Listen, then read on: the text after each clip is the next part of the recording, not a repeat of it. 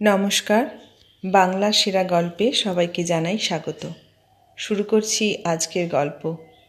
আজ পড়ে শোনাব বিমল মিত্রের লেখা গল্প মিষ্টি দিদি। তাহলে শুনতে থাকো গল্পটা। গল্পের নাম মিষ্টি দিদি। মিষ্টি দিদি আমার আপন দিদিও নয়, দূর সম্পর্কের দিদিও নয়। তবু মিষ্টি দিদি ছিল বুঝি আমার আপন দিদির চেয়েও বড়। বলতো, যে কটা দিন বেঁচে আছি তুই আমার কাছে থাক, জানিস। মিষ্টি দিদি সময় পেলেই চুপচাপ শুয়ে থাকত। পাতলা পলকা শরীর, ধবধবে রং, ফিনফিনে সিল্কের শাড়ি গায়ের ওপর থেকে খসে খসে পড়ত। ইজি চেয়ার থেকে উঠে গিয়ে স্প্রিংয়ের খাটে শুতো একবার, তারপর হয়তো তখনই আবার উঠে গিয়ে বসত বাগানের দোলনায়। তারপরেই হয়তো খেয়াল হলো, আর তখনই গাড়িটা নিয়ে বেরিয়ে পড়ল গঙ্গার ধারে। জামাইবাবু আমাকে দেখিয়ে বলতো, ওকে সঙ্গে নিও মিষ্টি, কোথাও যদি হঠাৎ টলে পড়ে যাও তখন। মিষ্টি দিদিও মাঝে মাঝে বলতো, তোদের সবাইকে খুব কষ্ট দিচ্ছি রে আমি বলতাম, বাহ, কষ্ট কিসের? মিষ্টি দিদি বলতো, না, তোর জামাইবাবুর দেখতো কখনো কোনো অসুখ হতে দেখিনি। আমার জন্যেই তো কোথাও যেতে পারে না, আমার জন্যেই তো এত চাকর বাকর রাখা। শঙ্করকেও দূরে পাঠাতে হলো তো শুধু আমার শরীরের জন্যেই। মিষ্টি দিদির ঝি অবশ্য থাকতো সঙ্গে। মিষ্টি দিদির সঙ্গে দিনরাত পালা করে একটা না একটা ঝি থাকেই। রাত্রে যদি মিষ্টি দিদির ঘুম না আসে, ওই একজন ঝি পায়ে হাত বুলোতে বুলোতে ঘুম পাড়াবে। শাড়ি যদি কাঁধ থেকে হঠাৎ খসে যায় মিষ্টি দিদির, তো একজন ঝি কাপড়টা তুলে দেবে যথাস্থানে। খেয়ালের তো অন্ত নেই মিষ্টি দিদির। কখন কি খেয়াল হবে মিষ্টি দিদি তার নিজেও বলতে পারে না আগে থেকে। হয়তো রাত্রির 10টার সময় মিষ্টি দিদির তোপসে মাছ ভাজা খেতে ইচ্ছে হতে পারে। আশ্বিন মাসের দুপুরবেলাতেই ল্যাংড়া আম খেতে ইচ্ছে হতে পারে। জামাইবাবু হয়তো তখন অফিসে যাচ্ছে। মিষ্টি দিদি বললে, আমার বুকটা কেমন করছে, তুমি আজ কোথাও যেও না গো। জামাইবাবু তখন কোট প্যান্ট পরে তৈরি, নিচে গাড়ি স্টার্ট দিয়েছে। বললে, আমার যে আজ একটা জরুরি কাজ ছিল। মিষ্টি দিদি বলতো, তা বলে কাজটাই তোমার বড় হলো? জামাইবাবু কেমন যেন অপ্রস্তুত ব্যস্ততায় বলতো, আমি বরং গিয়ে ডাক্তার সান্যালকে পাঠিয়ে দিচ্ছি। মিষ্টি দিদির পাতলা শরীর যেন কান্নায় ফুলে ফুলে উঠত। বলতো, আমি আর কদিন, আমি মরে গেলে তুমি যত খুশি কাজে বেরিও না, কাজ তো তোমার পালিয়ে যাচ্ছে না। সত্যি তো, তখন আমাদেরও মনে হতো মিষ্টি দিদি আর কদিনই বা বাঁচবে। কলকাতার হার্ট স্পেশালিস্টরা কেউ রোগ ধরতে পারত না মিষ্টি দিদির। কতবার কলকাতার বাইরে থেকে ডাক্তার এসেছে, ভিয়েনা থেকে এসেছে, আমেরিকা থেকে এসেছে। জামাইবাবু মোটা মোটা টাকা দিয়ে সব রকম চিকিৎসা করিয়েছে, কেউ রোগ ধরতে পারেনি। কিন্তু একটা বিষয়ে সবাই একমত হয়ে বলে গেছে, রোগীর মনে কোনো রকম উত্তেজনা হতে দেওয়া উচিত নয়।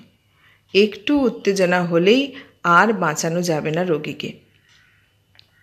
মিষ্টি দিদি বলতো, আমি মরে গেলে তুমি যেমন খুশি যেখানে ইচ্ছে ঘুরে বেরিও, আমি দেখতেও আসবো না। কিন্তু যে 2 দিন বেঁচে আছি, আমাকে দয়া করে শান্তিতে বাঁচতে দাও। তা মিষ্টি দিদিকে শান্তিতে বাঁচতে দেবার জন্যে জামাইবাবুও কি কসুর করত কিছু?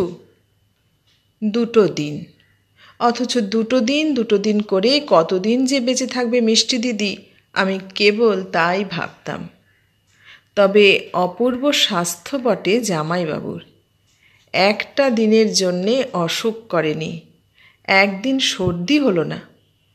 40 বছরের জামাইবাবুকে যেন 25 বছরের ছোকরা মনে হতো দেখে। ভোরবেলা উঠত, উঠে সামনের সমস্ত বাগানটা জোরে জোরে হেঁটে নিত 10 থেকে 25 বার। একদিনও শুনিনি যে জামাইবাবুর মাথা ধরেছে। কখনো ডাক্তারের কাছে সঁপে দিতে হয়নি নিজেকে। কবে যে ওষুধ খেয়েছে তা মনেই পড়ে না জামাইবাবুর। এমনই অটুট স্বাস্থ্য, এমনই আঁট শরীর। কিন্তু তবু জামাইবাবুকে গঞ্জনা শুনতে হতো মিষ্টি দিদির কাছে।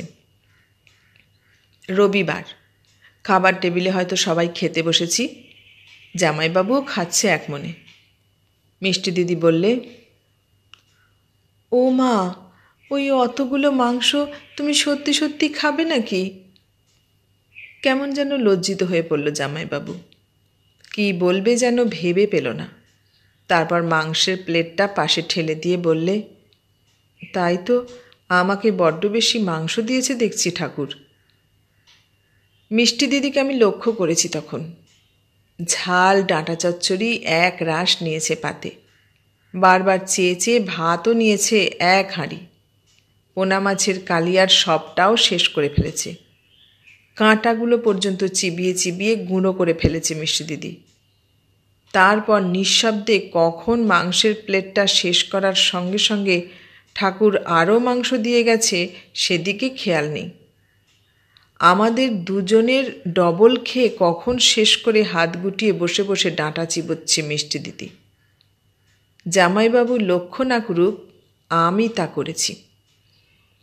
তবু মিষ্টি দিদি ডাঁটা চিবোতে চিবোতে বললে, বেশি খেও না বলে দিলাম, ওতে মানুষের স্বাস্থ্য ভালো থাকে না। জামাইবাবু বললে, কই, আমি তো বেশি খাইনি। মিষ্টি দিদি বললে, এক একজনের ধারণা এক গাদা খেলেই বুঝি শরীর ভালো থাকে, ওটা ভুল। জামাইবাবু বললে, নিশ্চয়। এমন সময় ঠাকুর বললে, মা, আমরা চাটনি করেছিলাম, দিতে ভুলে গেছি। মিষ্টি দিদি বললে, ভুলে গেছো, ভালোই হয়েছে, ওকে আর দিও না। আমার এই প্লেটে বরং একটুখানি দাও, কেমন রেঁধেছ চেখে দেখি। তারপর আমার দিকে চেয়ে বললে, তুই নিবি নাকি একটু? বললাম, তা দিক একটুখানি। মিষ্টি দিদি বললে, না না থাক, তোকে আর নিতে হবে না। এই বয়স থেকে বেশি খাওয়া অভ্যেস করিস নে তোর জামাইবাবুর মতো। পেট ভরে খাবি না কখনো, এই বলে রাখলুম, একটু খালি রেখে খেতে হয়। তা ঠাকুর শুধু আমরার অম্বলই দিলে না, পুরনো ঠাকুর, সব জানে। শুধু অম্বল মিষ্টি দিদি খেতে পারে না, সঙ্গে দুটি ভাত চাই। ঠাকুর ভাতও এনে দিলে মিষ্টি দিদিকে। ঠাকুর বললে, আর দুটো ভাত দেব মা? তখন সব ভাত নিঃশেষ হয়ে গেছে। মিষ্টি দিদি বললে, না না, পাগল হয়েছ ঠাকুর? একে দেখছো আমার শরীর খারাপ, আমাকে কি তুমি খাইয়ে খাইয়ে মেরে ফেলতে চাও নাকি? কি জানি, আমার কেমন মনে হতো জামাইবাবুকে দেখে তার যেন পেট ভরেনি। এক গ্লাস জল ঢকঢক করে খেয়ে উঠে পড়তো জামাইবাবু। মিষ্টি দিদি বলতো, খেয়ে উঠে যেন এখনই আবার শুয়েও না ঘরে গিয়ে। না না, শোবো কেন, এখন আমার কত কাজ। মিষ্টি দিদি বলতো, না, তোমার ভালোর জন্যেই বলছি, খেয়ে উঠে শুলেই যত অম্বল আর চোঁয়া ঢেকুরের উৎপাত। জামাইবাবু তারপর নিজের ঘরে চলে যেত, আর মিষ্টি দিদির তখন নিজের স্প্রিংয়ের খাটে শুয়ে থাকবার পালা। বলতো, আমার যে কি কপাল, ইচ্ছে না হলেও মটকা মেরে পড়ে থাকতে হবে বিছানায়। সেবার জামাইবাবুর একটা মস্ত প্রমোশন হলো অফিসে। শুধু প্রমোশন নয়, সমাজে, পাড়ায়, অফিসে, সর্বত্র সেটা হিংসে উদ্রেক করার মতো প্রমোশন। অর্থবান মানুষ জামাইবাবু, একসঙ্গে 2-3খানা গাড়ি রাখবার মতন অবস্থা। ব্যাংকের আর্থিক স্ফীতিটাও উল্লেখযোগ্য, অথচ সমস্ত নিজের চেষ্টায়।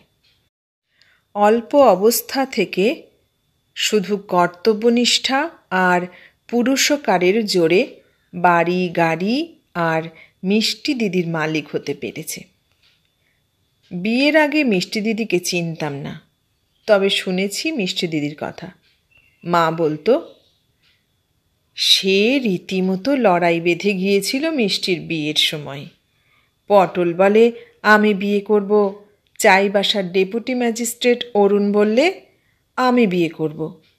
দিন রাত মনোহরদার বাড়ি 10টা-20টা ছেলের ভিড়। টেনিস খেলা চলে ওদের, আর মিষ্টি বাগানে একটা বেতের চেয়ারে বসে বসে খেলা দেখত। আমি জিজ্ঞেস করতাম, মিষ্টি দিদি খেলতো না মা? হ্যাঁ, ও আবার খেলবে কি? ও তো কেবল ওর শরীর নিয়েই ব্যস্ত। ওর জন্যে মনোহরদা পর্যন্ত ফতুর হয়ে গেল শেষ পর্যন্ত। কেবল ডাক্তার আর ওষুধ, কি যে রোগ কেউ বলতে পারে না। বিশ্রাম নিতে হবে। ওই মেয়েকে নিয়ে মনোহরদাকে কি কম ভুগতে হয়েছে? শেষে মনোহরদা সকলকে ডেকে বললে, আমার মেয়েকে যে বিয়ে করবে তাকে প্রতিজ্ঞা করতে হবে মেয়েকে কখনো খাটাবে না, কখনো কাজ করাতে পারবে না। ভালো ডাক্তার দিয়ে চিকিৎসা করাতে হবে, যেমন আমি করছি। শুনে সবাই রাজি। বড় বড় লোকের ছেলে সব, বড় বড় চাকরি করে, 1000-1500 টাকা করে মাইনে পায়। শুনে আমরা তো চাইবাসার মেয়েরা সব হেসে বাঁচিনি। ওই তো পাতলা হাড় জিরজিরে চেহারা, কদিন আর বাঁচবে।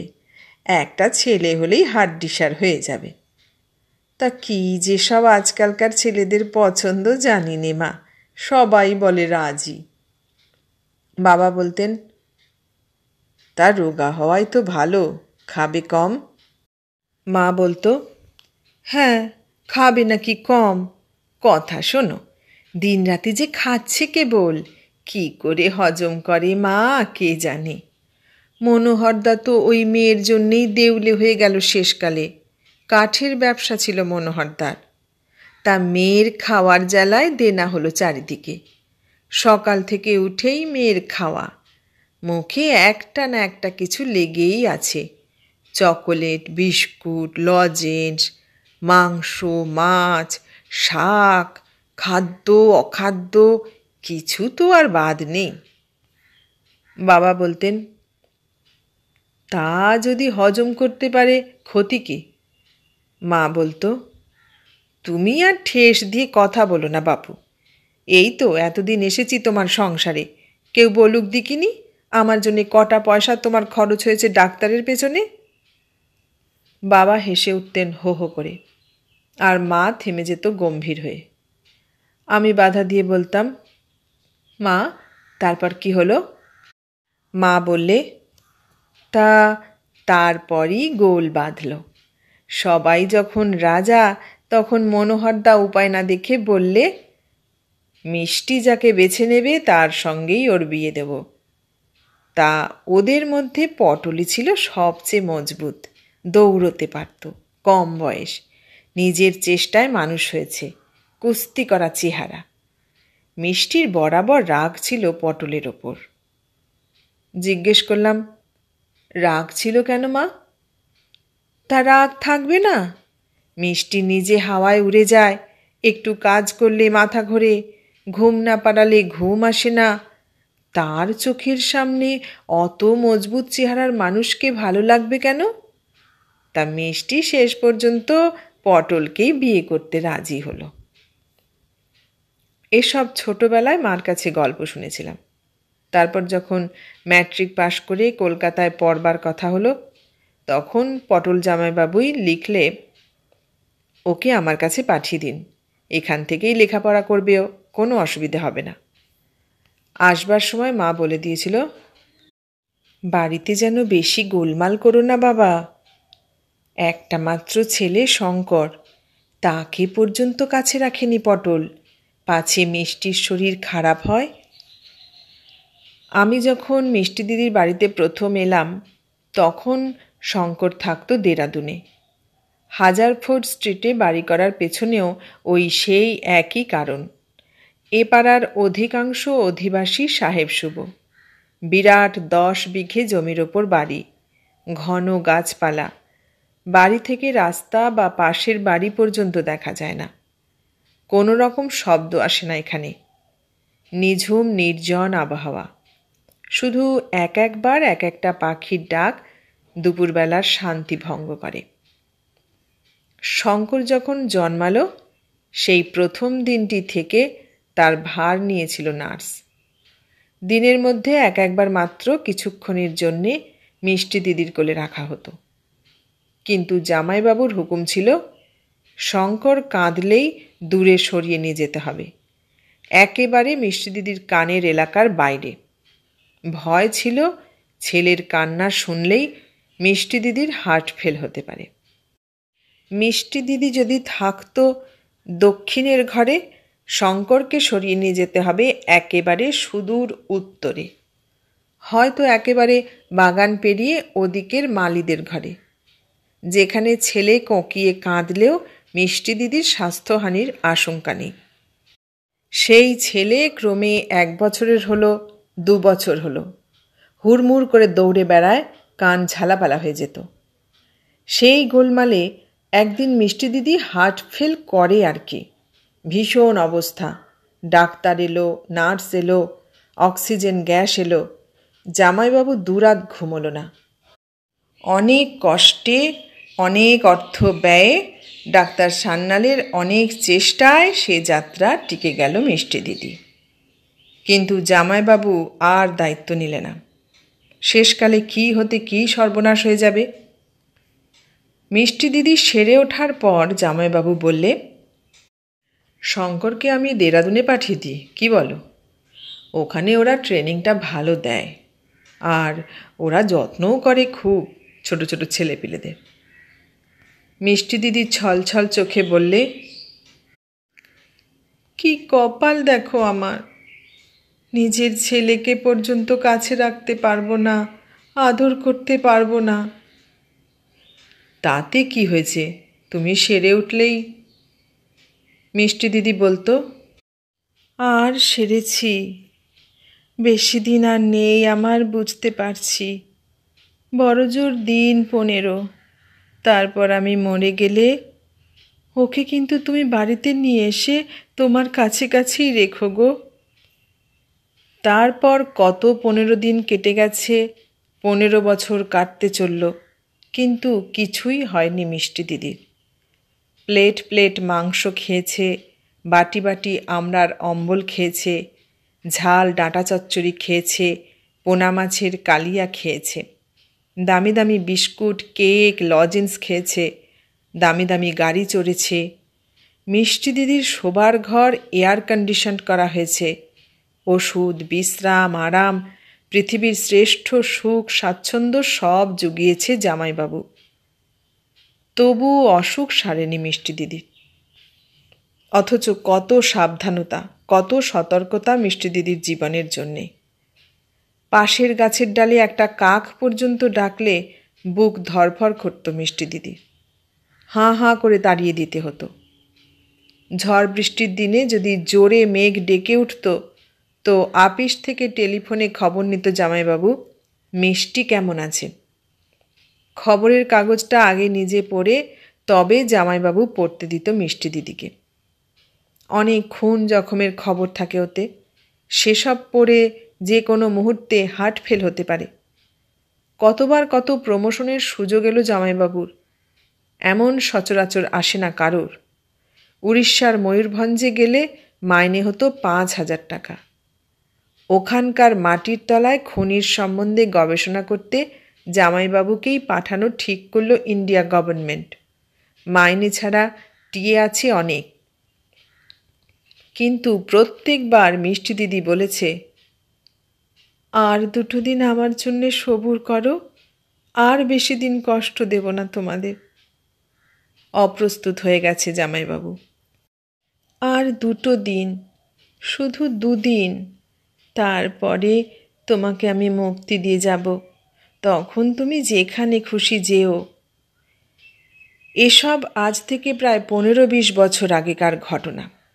কিন্তু সেই অল্প বয়সেও আমার যেন কেমন সন্দেহ হয়েছে, এ ধাপ্পাবাজি ছাড়া আর কিছু নয়।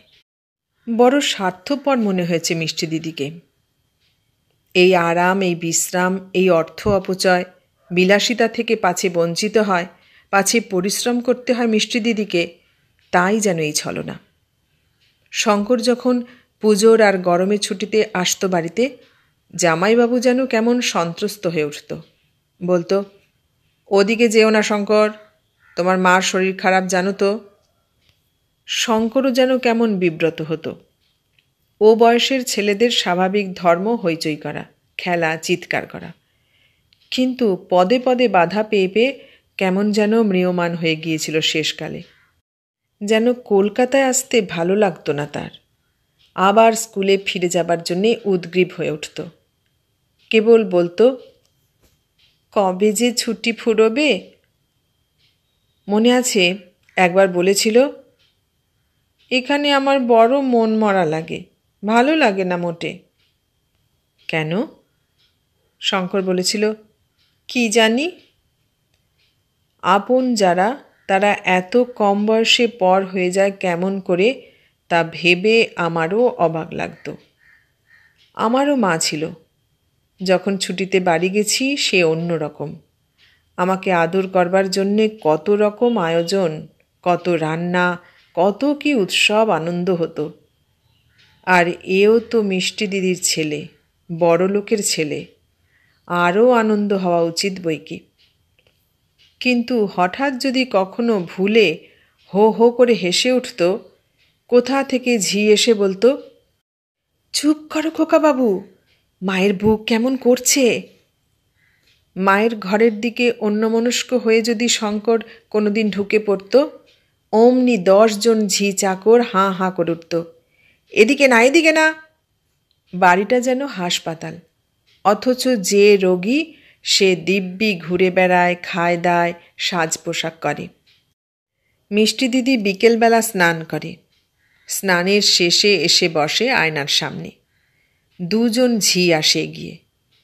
তখন বেরোয় রুজ, লিপস্টিক, তেল, সেন্ট, পাউডার, আরও কত কি।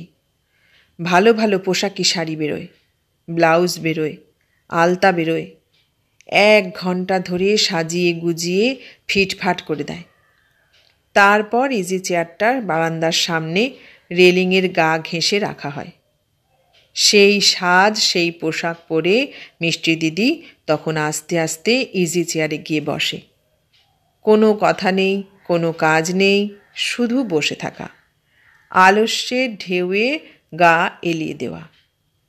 এত আলস্য যে কী করে সহ্য করে মিষ্টি দিদি কে জানে। কিন্তু সবাই ভাবতুম, আর তো মাত্র 2 দিন, হয়তো আর মাত্র কয়েক ঘন্টা, তারপরেই তো শেষ। ছুটির সময় দেশে গেলে মা সব শুনে বলতো, ও মেয়ে মনোহরদাকেও অমনি করে জ্বালিয়েছে, ও পটলকেও জ্বালিয়ে ছাড়বে, দেখিস। কিন্তু জামাইবাবুর অদ্ভুত ধৈর্য। স্ত্রীর জন্যে হাসি মুখে এমন আর্থিক, শারীরিক, মানসিক ক্ষতি স্বীকার করতে আর কাউকে দেখিনি আমি। অথচ স্ত্রৈণ বলবো কেমন করে। কোথায় যেন মিষ্টি দিদির ব্যবহারে কিংবা চেহারায় একটা জাদু ছিল। রোজই সকালবেলা জামাইবাবু একবার করে মিষ্টি দিদিকে জিজ্ঞেস করত, আজ কি খাবে তুমি, কি খেতে ইচ্ছে করছে তোমার? মিষ্টি দিদি কোনোদিন বলতো, আজকে ফাউল আনতে বলে দাও ঠাকুরকে। কোনোদিন বলতো, আজ মাটন। আবার কোনোদিন বলতো, আজ টোস্ট আর ফাউল কাটলেট করতে বলো ঠাকুরকে। কোনো দিন আবার বলতো, চলো আজ হোটেলে গিয়ে খেয়ে আসি, বাড়ির রান্না আর ভালো লাগছে না। এমন কোনো দিন হলো না যেদিন মিষ্টি দিদি বলেছে, আজ শরীরটা খারাপ, কিছু খাবো না। জামাইবাবু যদি কোনোদিন বলতো, এত শীতে আর নাইবা বেরোলে, যদি ঠান্ডা লেগে যায়। মিষ্টি দিদি বলতো, আর তো মাত্র কটা দিন, যে কদিন বাঁচি করে নিই। তা এসব হলো 15-20 বছর আগের ঘটনা। মিষ্টি দিদির বাড়িতে থেকে IA পাশ করেছি, BA পাশ করেছি, MA পাশ করেছি। করে চাকরি সূত্রে তখন বিলাসপুরে আছি। খবর পেয়েছিলাম মিষ্টি দিদি তখনও বেঁচে আছে। একদিনের জন্যেও কখনো জ্বর হতে শুনিনি, একদিনও উপোস করতে শুনিনি। আর শুনেছি মিষ্টি দিদির জন্যে জামাইবাবু নিজের প্রমোশন, নিজের সুখ স্বাচ্ছন্দ্য সমস্ত ত্যাগ করে হ্যাঙ্গারফোর্ড স্ট্রিটের বাড়িতেই আছে। কিন্তু হঠাৎ মার চিঠিতে সেবার জামাইবাবুর মৃত্যুর খবর শুনে চমকে উঠেছিলাম। জামাইবাবুর তো কখনো অসুখ হতে দেখিনি। সে মানুষ এমন হঠাৎ মারা গেল। জ্বর নয়, রোগশয্যায় দীর্ঘদিন পড়ে থাকা নয়, হঠাৎ নাকি হার্ট ফেল করেছে। কিন্তু ভয় হয়েছিল মিষ্টি দিদির জন্যে। মিষ্টি দিদি এ শোক কেমন করে সহ্য করবে কে জানে। জামাইবাবুর মৃত্যুর খবর শোনা মাত্রই তো মিষ্টি দিদির হার্ট ফেল করার কথা। সমবেদনা জানিয়ে মিষ্টি দিদিকে একখানা চিঠিও দিয়েছিলাম, মনে আছে। কিন্তু সে চিঠির কোনো উত্তর পাইনি বহুদিন। সেবার যখন কলকাতায় এলাম দেখা করলাম গিয়ে। ঠিক সেই রকম ইজি চেয়ারে মিষ্টি দিদি বসে। রুজ, পাউডার, লিপস্টিক, সিল্ক, সেন্ট, সাবান, ওষুধ কোনো কিছুরই ব্যতিক্রম নেই। পাশেই ঘনিষ্ঠ হয়ে ডাক্তার সান্যাল বসেছিলেন। ডাক্তার সান্যাল বলেছিলেন, অনেক কষ্টে তোমার মিষ্টি দিদিকে বাঁচিয়ে রেখেছি। খুব শক পেয়েছিলেন, 3 দিন সেন্স ছিল না একেবারে। বললাম, শঙ্কর কোথায়? শুনলাম সে নাকি কলকাতায় ফিরে এসেছে। ডাক্তার সান্যাল বললেন, এই তো বেরোলো যেন কোথায়। তাকেও বারণ করেছি বেশি কাছে আসতে। এত উইক হার্ট, কোনো এক্সাইটমেন্টই সহ্য হবে না।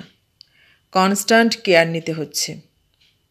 মিষ্টি দিদি বলেছিল, চলো গঙ্গার ধারে একটু হাওয়া খেয়ে আসি, গাড়িটা বার করতে বলো। ডাক্তার সান্যাল আপত্তি করলেন, এই অবস্থায় যাওয়া ঠিক নয় আপনার, উইক হার্ট নিয়ে। মিষ্টি দিদি উঠল, বললে, আর তো 2 দিন হয়তো মোটে বাঁচব। সারা জীবনই তো ভুগছি।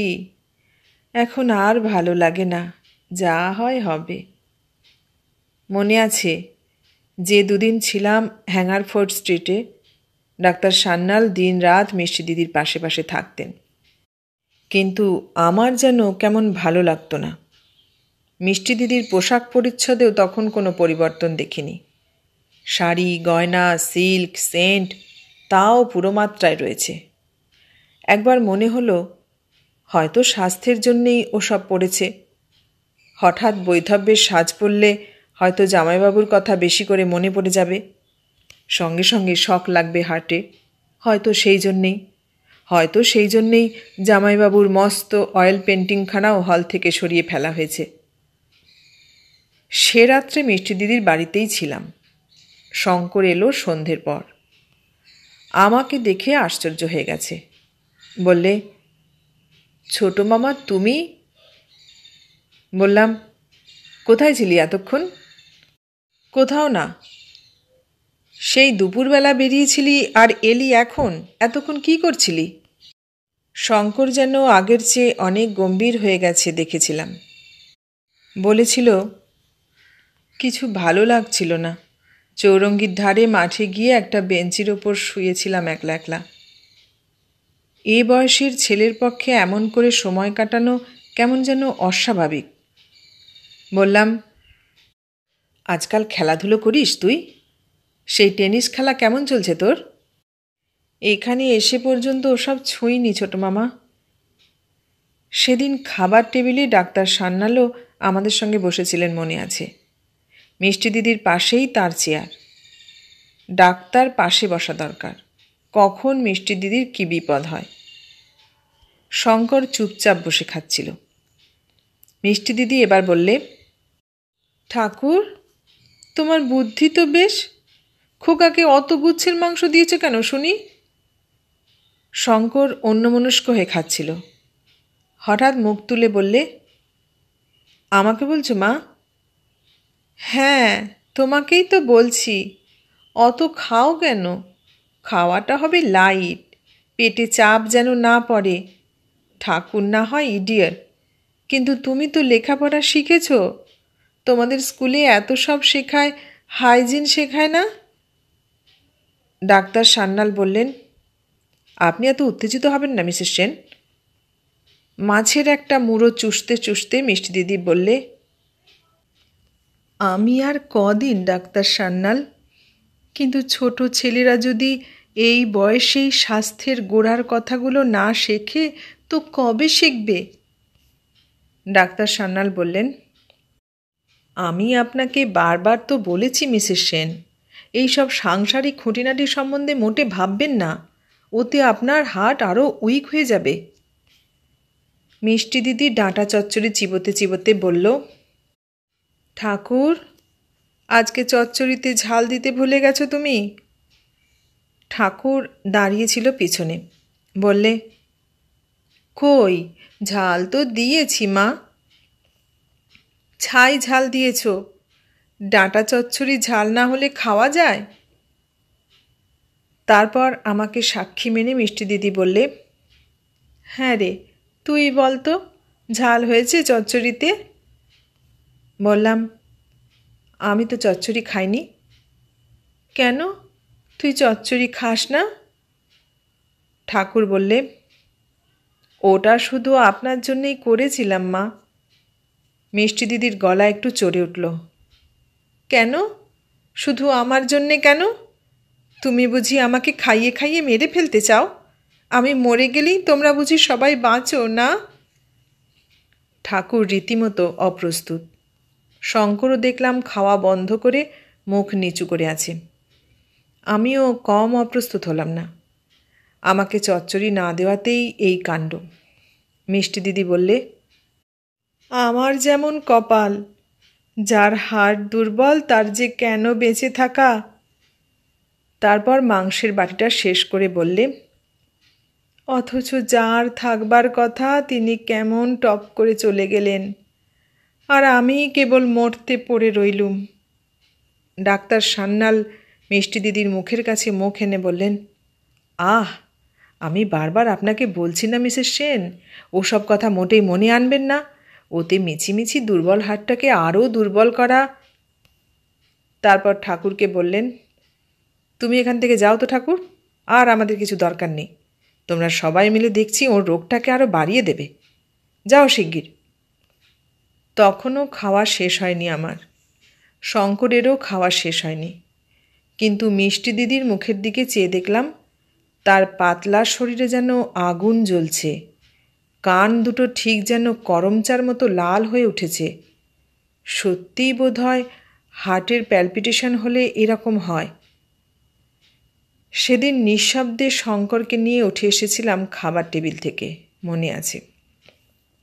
মনে আছে পরে ডাক্তার সান্যাল বলেছিলেন, মিস্টার সেনের শোকটা উনি এখনও ভুলতে পারছেন না কি না, ওইটেই দিনরাত ভোলাবার চেষ্টা করছি। দেখছো না, মিস্টার সেনের অয়েল পেন্টিংখানা পর্যন্ত তাই সরিয়ে ফেলেছি ঘর থেকে। আর একদিন বলেছিলেন, ওরা তো ছিলেন আইডিয়াল হাজব্যান্ড ওয়াইফ, তাই শোকটা অত লেগেছে মিসেস সেনের। উনি তো মাছ মাংস খাওয়াই ছেড়ে দিয়েছিলেন। আমি দেখলুম এই স্বাস্থ্যের ওপর যদি আবার খাওয়া দাওয়ার অত্যাচার চলে তাহলে তো আর বাঁচাতে পারবো না আমি। শেষে অনেক বুঝিয়ে সুঝিয়ে তবে যে কদিন হ্যাঙ্গারফোর্ড স্ট্রিটে ছিলাম সে কদিন কেবল মনে পড়ত জামাইবাবুর কথা। সত্যিই তো, তার তো যাবার কথা নয় এত শিগগির, কিন্তু একবার মনে হতো জামাইবাবু মরে গিয়ে বোধহয় বেঁচেছেন। শঙ্কর আর আমি এক ঘরে এক বিছানায় শুতাম। অনেক রাত্রে ঘুম ভেঙে গিয়ে মনে হতো যেন পাশে উসখুস করছে শঙ্কর। ডাকতাম, শঙ্কর। ঘুমোসনি এখনো? ঘুম আসছে না যে ছোটো মামা। কেন ঘুম আসছে না রে? দুপুরবেলা ঘুমিয়েছিলি বুঝি? না, কোনো দিন রাত্রিরে ঘুম আসে না আমার। কেন কি জানি। 12 বছরের শঙ্কর সেদিন তার ঘুম না আসার কোনো কারণ বলতে পারেনি।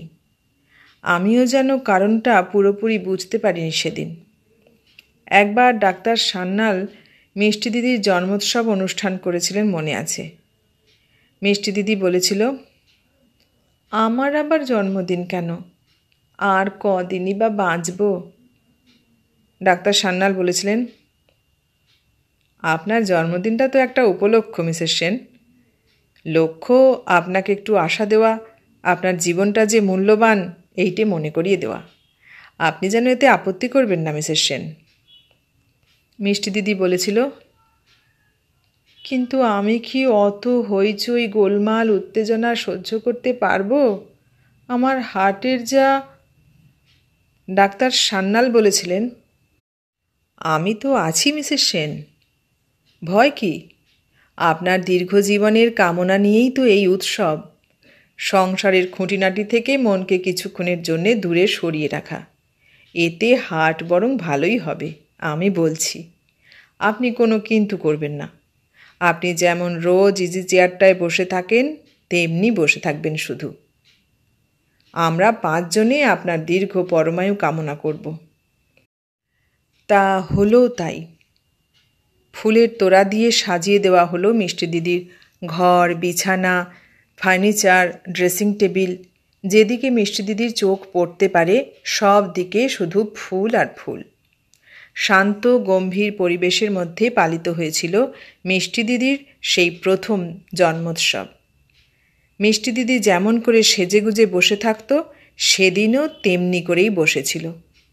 সন্ধেবেলা শুধু আমরা 3 জন, আমি, শঙ্কর আর ডাক্তার সান্যাল, আমাদের উপহারগুলো সামনের তেপায়া টেবিলের উপর গিয়ে রেখেছিলাম।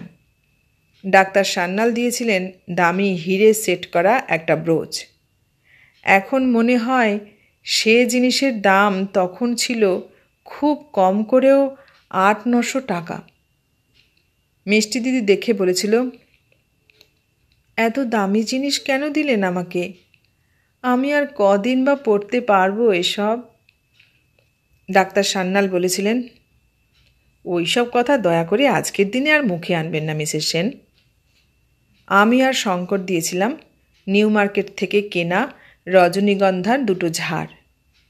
মিষ্টি দিদি দেখে বলেছিল, ফুলই আমার পক্ষে ভালো রে, ফুলের মতোই দুদিন শুধু আমার পরমায়ু।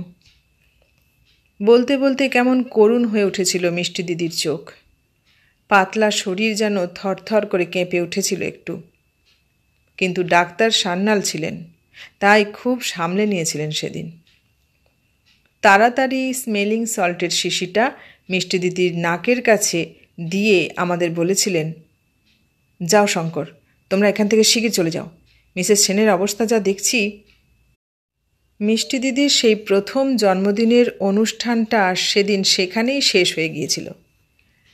তারপর প্রতি বছর যেখানেই থাকি, মিষ্টি দিদির জন্মদিনে কখনো চিঠি কখনো টেলিগ্রাম গেছে আমার কাছে, আর প্রত্যেকবারই আমি এসেছি, কিন্তু ভুলেও কখনো ফুল উপহার দিইনি। ফুল মিষ্টি দিদির ত্রিসীমানায় ঘেঁষতে পারত না।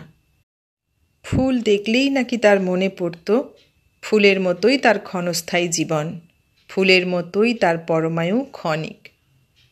ও কথাটা মনে পড়া হার্ট ডিজিজের রোগীদের পক্ষে তো মারাত্মক। মিষ্টি দিদির জন্মোৎসব প্রত্যেক বছরই হতো, শুধু মাঝখানে বছর 2 বন্ধ ছিল।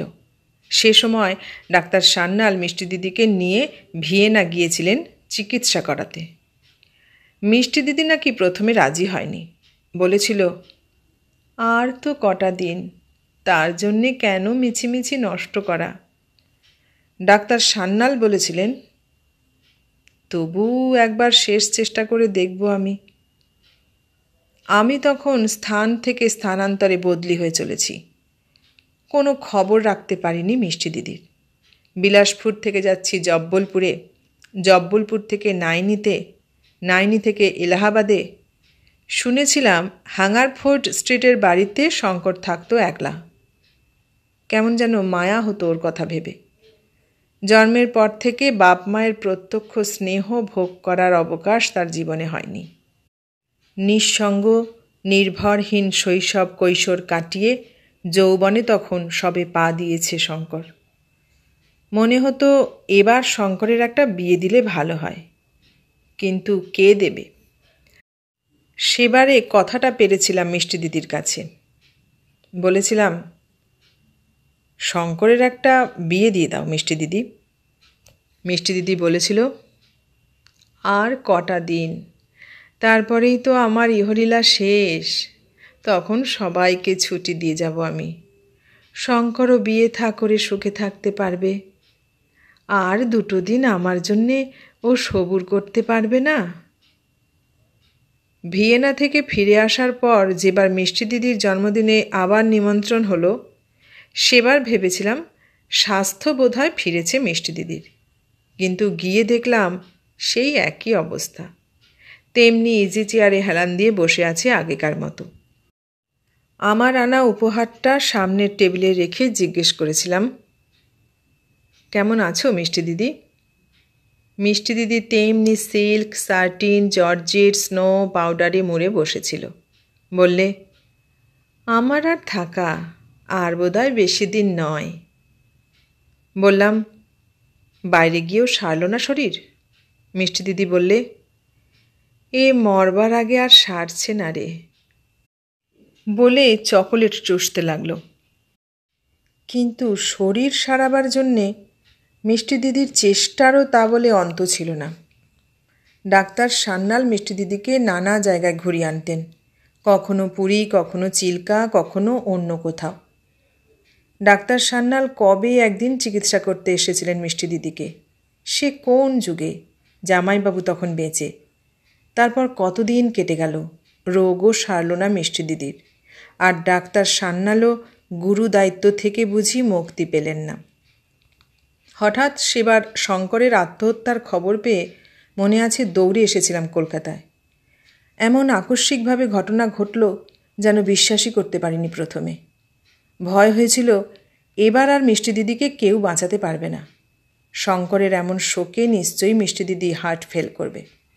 সেবার জামাইবাবুর শোক মিষ্টি দিদি যদিও বা ভুলতে পেরেছে ডাক্তার সান্যালের চেষ্টায়, শঙ্করের অবমৃত্যুর আঘাত নিশ্চয়ই অসহ্য হয়ে উঠবে। হয়তো গিয়ে দেখব শঙ্কর তো নেই, মিষ্টি দিদিও বেঁচে নেই আর। অত্যন্ত ভয়ে হ্যাঙ্গারফোর্ড স্ট্রিটের বাড়িতে এসে পৌঁছালাম। শঙ্করের এমন পরিণতি হবে ভাবতেই পারিনি। একবার ভেবেছিলাম শঙ্কর হয়তো মিষ্টি দিদিকে আঘাত দেবার জন্যেই এই পথ বেছে নিয়েছে। হয়তো শঙ্কর ভেবেছিল এইভাবেই একমাত্র মিষ্টি দিদির ওপর প্রতিশোধ নেওয়া যায়। কিন্তু শঙ্কর তো জানত না মিষ্টি দিদির লোহার হার্ট। ভেতরে ঢোকবার রাস্তাতেই বাইরের ঘরে ডাক্তার সান্যাল বসেছিলেন। বললেন, এসেছো তুমি? শুনেছ বোধহয় খবরটা? বললাম, শঙ্কর কেন এমন করলো? কি হয়েছিল? ডাক্তার সান্যাল সে বৃত্তান্ত বললেন। বরাবর নির্বাক নির্বিরোধ শঙ্কর মাথা খারাপ হয়ে গিয়েছিল নাকি। মনে আছে ডাক্তার সান্যাল বলেছিলেন, যদি সুইসাইড না করত শঙ্কর তো নিশ্চয়ই পাগল হয়ে যেত শেষকালে। দেখতে। বললাম, মাথা খারাপই বা হলো কেন? ডাক্তার সান্যাল বললেন, ডাক্তারি শাস্ত্রে একে বলে মেনিয়া।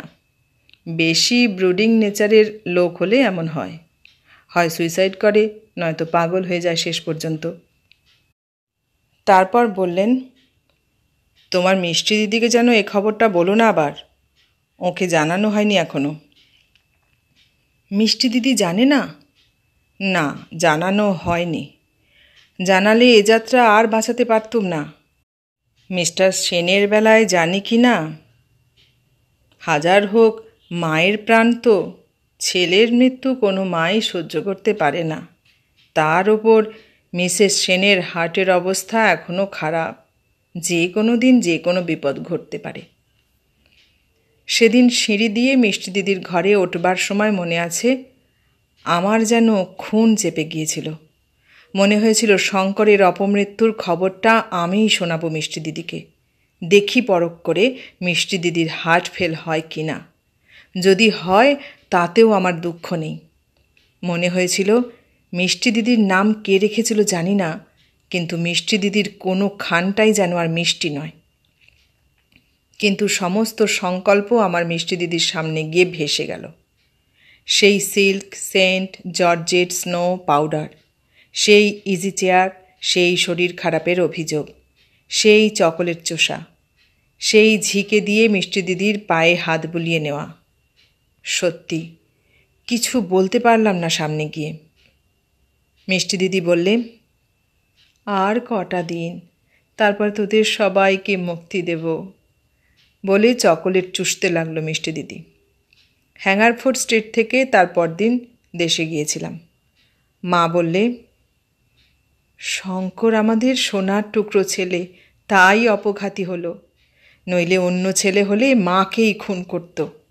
মনোহরদা বেঁচে থাকলে ও মেয়েকে গুলি করে মারত, দেখতিস। বুঝতে পারলাম না। বললাম, কেন? তা না তো কি, কোথায় ছেলের বিয়ে দিয়ে বউ আনবে তা নয়, বিধবা মাগি বিয়ে করে বসল।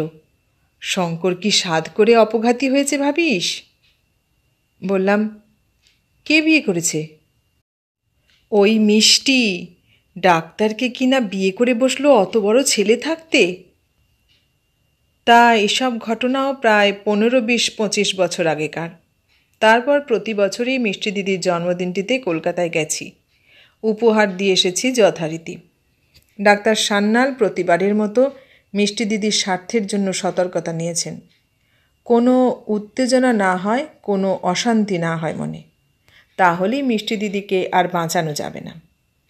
ডাক্তার সান্যাল বারবার বলেছেন, মিষ্টি দিদির হার্টের যা অবস্থা, তাতে যে কোনো দিন, যে কোনো মুহূর্তে, যে কোনো দুর্ঘটনা ঘটতে পারে। কিন্তু গত 15, 20, 25 বছর কত কোটি মুহূর্ত নিঃশব্দে মহাকালে গিয়ে লয় হয়েছে, কোনো দুর্ঘটনা ঘটেনি। তারপর যেবার ডাক্তার সান্যালেরও মৃত্যুর সংবাদ পেলাম, সেবারও ভালো করে জানতাম কিছুই ঘটবে না মিষ্টি দিদির। বেশ জানতাম মিষ্টি দিদির লোহার হার্ট। ভালো করে জানতাম মিষ্টি দিদি আর যাই হোক মিষ্টি নয় মোটেই। তবু গেছি মিষ্টি দিদির বাড়িতে। মিষ্টি দিদির জন্মদিনের নিমন্ত্রণ আমি এড়াতে পারিনি কখনো। এই গত বছরেও আবার মিষ্টি দিদির জন্মদিনে কলকাতায় এসেছিলাম। ভালো করেই জানতাম মিষ্টি দিদি তেমনি ইজি চেয়ারে হেলান দিয়ে বসে থাকবে, পায়ে সুরসুরি দেবে ঝি, সিল্ক, সেন্ট, জর্জেট, স্নো পাউডারে মুড়ে সেজে গুজে চুপ করে থাকবে। তেমনি প্রতিবারের মতোই উপহার দেব গিয়ে। উপহারটা রাখব গিয়ে তেপায়ার টেবিলের উপর। বলবো, কেমন আছো মিষ্টি দিদি? মিষ্টি দিদি তেমনি করেই বলবে, আমার আর থাকা, আর তো 2 দিন, 2 দিন পরেই তোদের ছুটি দিয়ে যাব রে, বলে মিষ্টি দিদি তেমনি করেই ইজি চেয়ারে হেলান দিয়ে চকোলেট চুষবে আর আরামে গা এলিয়ে দেবে প্রতিবারের মতো। সত্যি সৃষ্টিকর্তা যেন মিষ্টি দিদিকে অক্ষয় পরমায়ু দিয়ে পাঠিয়েছিল এই সংসারে। কিন্তু গতবারের জন্মদিনে মিষ্টি দিদি সত্যি সত্যি আমাকে অবাক করে দিয়েছিল। হ্যাঙ্গারফোর্ড স্ট্রিটের বাড়িতে গিয়েও প্রথমে টের পাইনি। তেমনি চাকর বাকর ঝি মালি সবই ছিল, কিন্তু সেই পরিচিত ইজি চেয়ারটা খালি। একজন ঝিকে দেখতে পেয়ে জিজ্ঞাসা করেছিলাম, মিষ্টি দিদি কোথায়? ঝি বললে, ঘরে শুয়ে আছেন, অসুখ করেছে। জিজ্ঞেস করলাম, অসুখ কবে হলো? ঝি বললে, কাল থেকে, হঠাৎ পড়ে গেছেন কাল।